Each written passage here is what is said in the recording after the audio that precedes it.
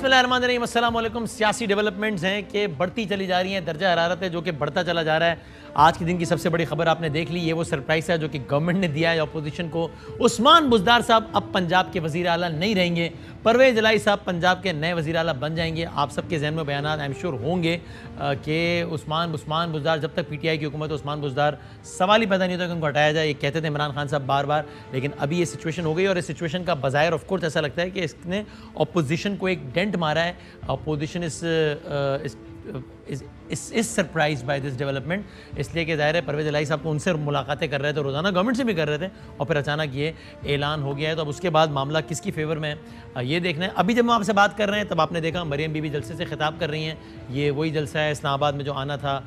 मरियम नवाज शरीफ साहब पहुँची, मौलाना फजलुर रहमान साहब पहुँचे में, तभी वो जलसा उनका चल रहा है। तहरीक अदम एतमाद अब टेबल हो गई है, तो बहुत कुछ हो रहा है। बहुत सारे रेलिवेंट मेहमान हमारे साथ मौजूद होंगे। मैं अपनी तमहीद को मुख्तसर कर देता हूँ ताकि हम ज़रा मेहमानों की तरफ बढ़ सकें। तज्ज़िये के लिए भट्टी बरादरान जनाब इरशाद भट्टी साहब, आरिफ मोहम्मद भट्टी साहब हमारे साथ तशरीफ़ फरमाएँ। अब दोनों का बहुत बहुत शुक्रिया। और फिर हम ज़रा साथ साथ कुछ मुताल्लिक़ा मेहमानों को टेलीफोन पर ज़हमत देते रहेंगे ताकि ज़रा जान सकें कि ये क्या हुआ है। अब ज़ाहिर है इस वक्त जलसा तो जारी है, डेवलपमेंट यानी एक डेवलपिंग स्टोरी तो ये है कि जलसा चल रहा है, लेकिन आज के दिन की सबसे बड़ी डेवलपमेंट यही है कि काफ लीग ने एक इत्तेहादी का फैसला हो गया। काफ लीग गई गवर्नमेंट के साथ, एक और इत्तेहादी का फैसला हो गया, बाप गई अपोजिशन के साथ। इंटरेस्टिंगली दोनों का एक एक रुकन जो है वो क्रॉस कर गया है। जुबैदा जलाल साहिबा बाप पार्टी की हैं लेकिन वो जाएंगी अपोजिशन के साथ। तारिक बशीर काफ लीग के हैं लेकिन वो जाएंगे अपोजिशन के साथ। आज के तक तो यही है। इरशाद भट्टी साहब, सर आप बता दें ये कितना बड़ा धचका है, इससे तहरीक अदम एतमाद गवर्नमेंट के खिलाफ नाकाम होने के चांसेस कितने बढ़ गए हैं?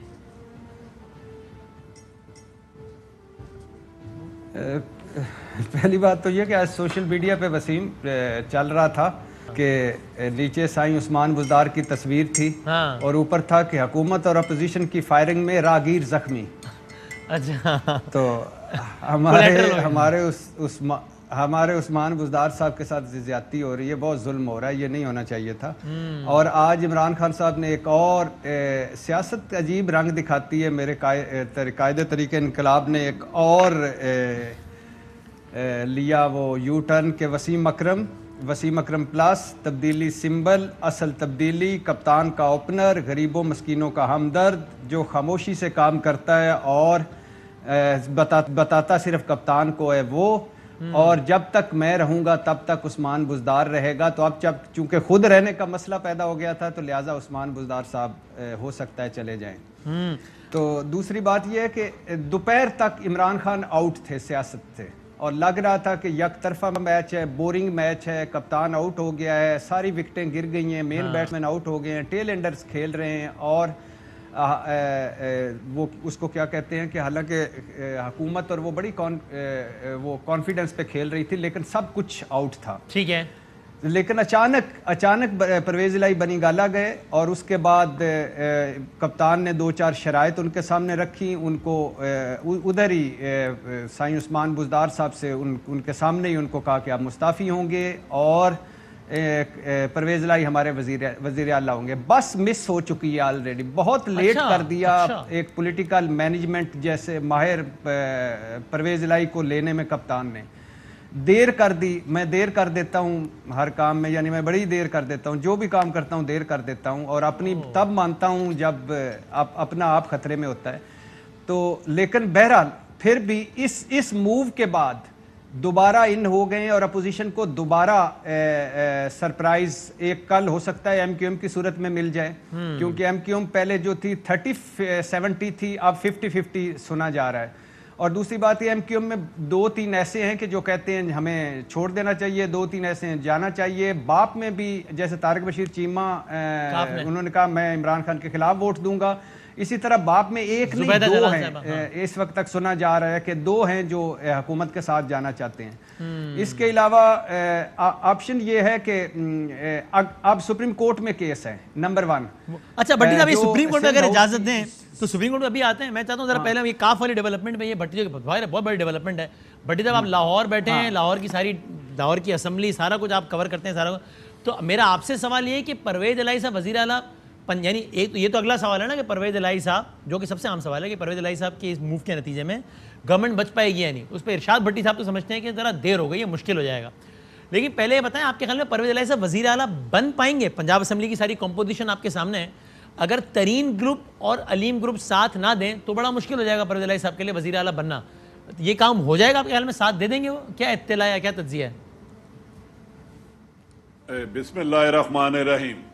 बड़ी देर की मेहरबा आते आते अच्छा, इमरान खान ने अच्छी चाल की, लेकिन गेम खत्म होने के बाद अच्छा ये वो छक्का मारा है जब मैच खत्म हो चुका था। अच्छा देखिए, अच्छा, but I am so sorry, मैं आपको मैं ये आपसे ही आगाज करूंगा।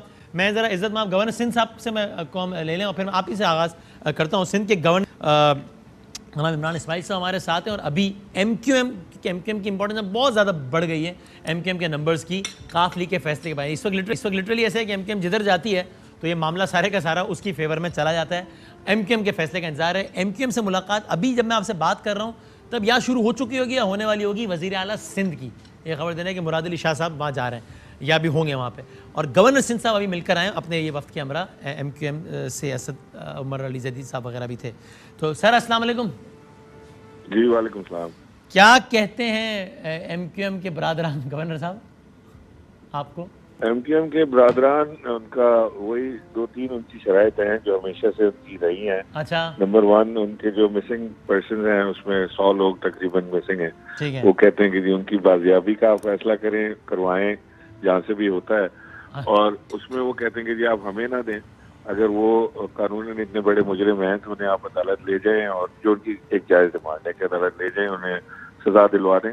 हम उस पर काबिल कबूल है, लेकिन मिसिंग होना जो है ये काबिल कबूल नहीं है।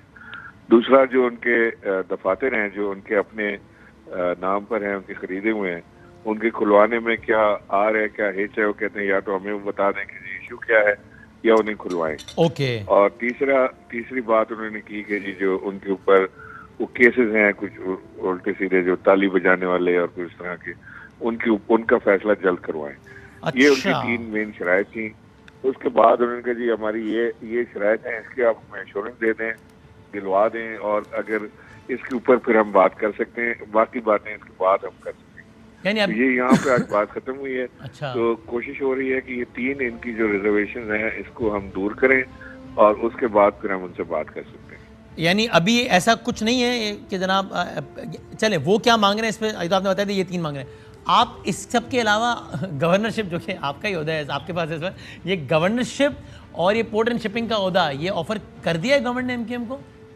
नहीं, ऐसी कोई बात ऐसा नहीं है। अच्छा, मैं उसमें मीटिंग में था, ऐसी कोई बात नहीं हुई कि हमने कोई चीज उनको ऐसी ऑफर की हो, ऐसी कोई चीज नहीं हुई। यही बातें हुई बेसिकली जो मैंने आपको बताई, ये उनकी बोन ऑफ कंटेंशन ये 3 चीजें हैं।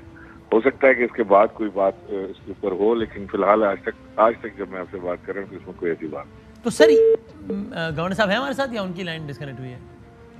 अगर मिला सके दोबारा। मैंने तो सवाल वसीम पूछना था कि रोक सको तो रोक लो, क्या तब्दीली आई है? अब वही गाना गाया जा सकता है कि नहीं? ये अभी गवर्नर साहब अगर रिकनेक्ट कर पाए तो हम देखते हैं। भट्टी साहब चले जरा। नहीं, अब ये गाना गाया जा सकता है, रोलो तो जितना दिल करता है, रोलो तो दिल्ली आई थी। अच्छा चलें इसमें करते हैं। मैं जरा एमक्यूएम का ओपिनियन क्या अगर गवर्नर साहब को भी ले सकें तो प्लीज अगर लीजिए। हमारा फैसल सब्जवारी साहब मुत्तहिदा कौमी मूवमेंट के सीनियर रहनुमा, एमक्यूएम का क्या? अस्सलाम वालेकुम फैसल साहब। जी वालेकुम सलाम। सर वो ये कहते हैं, गवर्नर साहब ने अभी कहा, जो कि ज़ाहिर उस मुलाकात में भी थे, कि एमक्यूएम ने 3 चीज़ें मांगी हैं। खुद कह रहे हैं कि गवर्नरशिप तो ना एमक्यूएम ने मांगी, हमने ऑफर भी नहीं किया, और ना हमने वजारत पोर्ट एंड शिपिंग हमने ऑफर भी नहीं किया और एमक्यूएम ने भी नहीं मांगी। वो कहते हैं आपने एक मिसिंग पर्सनस के मामले हल कराने का कहा है, एक दफातर खुलवाने का और एक केसेस, ये 3 चीज़ें मांगी हैं। Sir practically speaking, frankly speaking, बल्कि इनमें से कौन सी चीज़ गवर्नमेंट के हाथ में है? मिसिंग पर्सन गवर्नमेंट क्या करेगी उसमें, और दफातर भी आप गवर्नमेंट तो बंद करवाए नहीं है ना वो खुलवा सकें, और केसेस अदालत में। वसीम 2-3 चीजें हैं मेरे ख्याल में। ये तो वो हैं जिन पर बहुत ज्यादा एम्फेसिस किया गया और जोर दिया गया ना। ठीक है। पीटीआई के साथ हम हुकूमत में आए थे तो एक अलल ऐलान एक माहदे की शक्ल है, उस माहदे पे दस्तखत हुए 3 अगस्त 2018 को। उसके तमाम के तमाम निकात हैं, बहुत सारे उसमें से ऐसे हैं कि जो तवज्जो तलब हैं और हल तलब हैं। मिसाल के तौर के ऊपर जो तरक्याती पैकेज थे कराची के लिए, हैदराबाद के लिए, वो उस तौर नहीं हुआ। हमारा वोटर बहरहाल हमसे पूछता तो है कि प्राइम मिनिस्टर साहब क्लेम भी करते हैं और बहरहाल वो कोर्ट उससे जो भी फैसला करे, लेकिन ये जो रावी डेवलपमेंट अथॉरिटी है, सिटी बनाने की बात हो रही है, या केपी के और मुख्तलिफ प्रोजेक्ट हैं इस तरीके की, तो वो सिंध हुकूमत को किसी न किसी तरीके से आप ऑन बोर्ड लेके वन वे और अदर बहुत सारी चीजें की जा सकती है। अच्छा फैज़ साहब, मुझे sorry, I am so sorry, मुझे अलाउ करें 2 मिनट, ताकि हम वो गवर्नर साहब से बात करते हुए डिस्कनेक्ट हो गए थे, मगर उनसे कंप्लीट कर लूं इफ यू अलाउ मी, ताकि फिर मैं रिकनेक्ट कर। मेरा सवाल भी ले लीजिए। जी जी जी, मैं सर, आपको आवाज आ रही है इमरान इसमाइल मैं साहब? रोक सके तो रोक लो तब्दीली। आप गवर्नर साहब को आवाज आ रही है मेरी सर? वो इमरान इस्माइल साहब को आवाज़ शायद नहीं, ज़रा देखें अगर प्लीज़ अगर कनेक्ट कर सकें।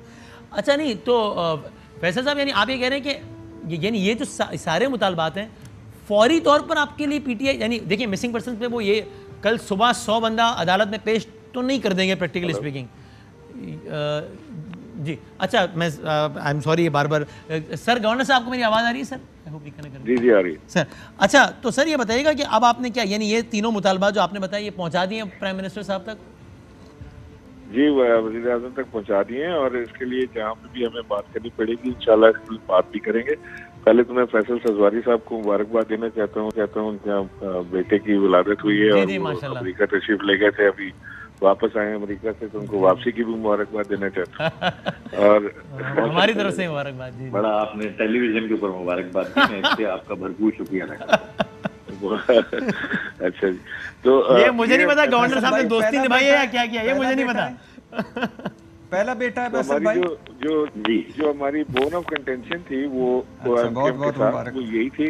और जो अभी जिक्र कर रहे थे फैसल के जो कराची के ऊपर फंड्स की जो बात हुई, तरक्याती फंड्स की, तो वो उसके ऊपर भी हमारी बात हुई और उसमें से हम एक पोर्शन दे भी चुके हैं और बाकी इंशाल्लाह उसको आज बात हुई, इसमें असद उमर ने उनसे कमिट किया है कि जी उसको भी हम इंशाल्लाह कर लेंगे।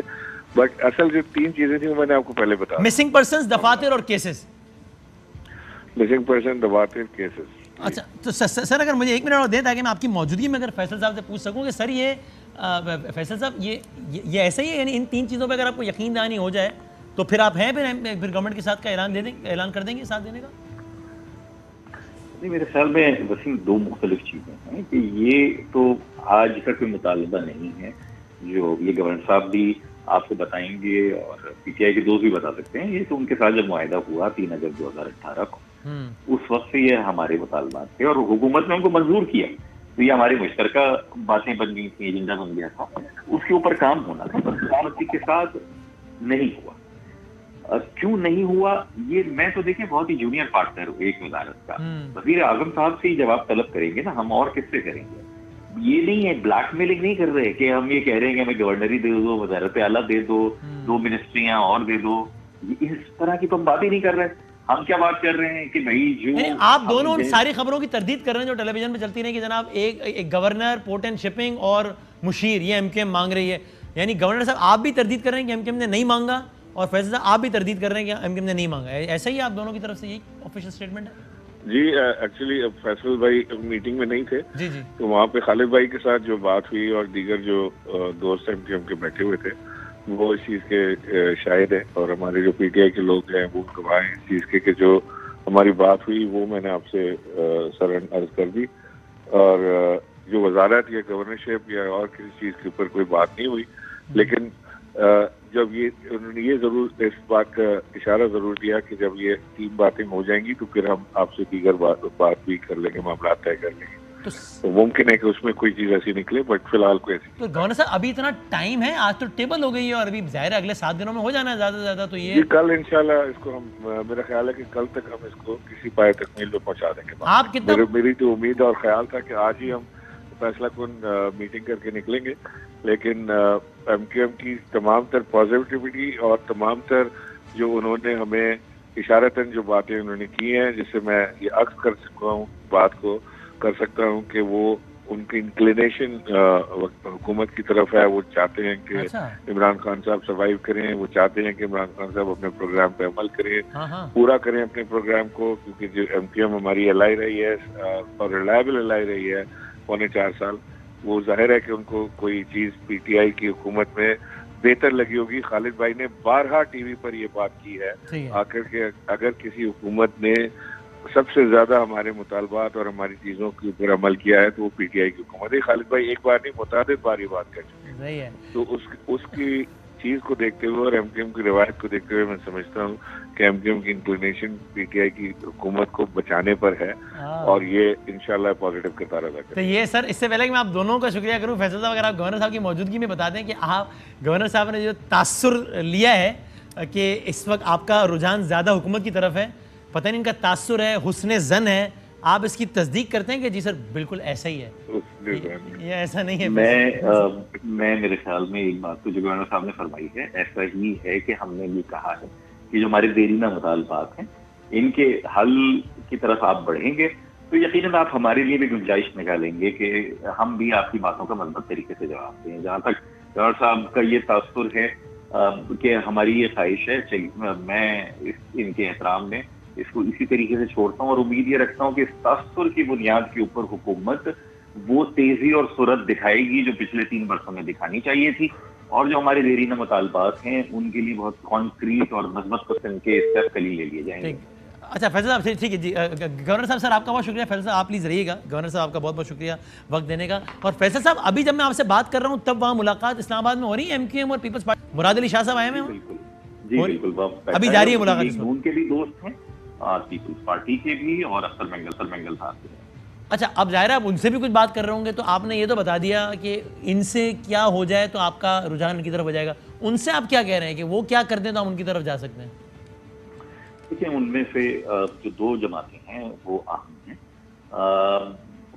सारी जमातें बहुत अहम और काबिल एहतराम हैं, लेकिन रेलेवेंट जो हमारी ज्यादा बातचीत हुई है वो हुई है मुस्लिम यूनियन से कि मिसाल के तौर के ऊपर कि अगर तहरीक-ए-एतमाद भले हम उसका हिस्सा बने या ना बने, तहरीक-ए-एतमाद अगर कामयाब हो जाती है तो वो देखने में ये आ रहा है कि शहबाज शरीफ साहब का नाम है, तो हमने कहा कि जनाब अगर मुस्लिम लीग नून के वजीर आजम बन जाते हैं, हमारा तहरीक इंसाफ के साथ तो पहला नुक्ता था कि शहरी सिंध मरदमशुमारी में खासकर कराची कम गिना गया है और हमने पीटीआई के साथ मिलकर इस बात को मंजूर करवाया कि 5 वर्षों के अंदर अंदर ही नई मरदमशुमारी हो जाएगी। वो प्रोसेस शुरू हो चुका है, वो प्रोसेस कंटिन्यू रखे अगली आने वाली हुकूमत।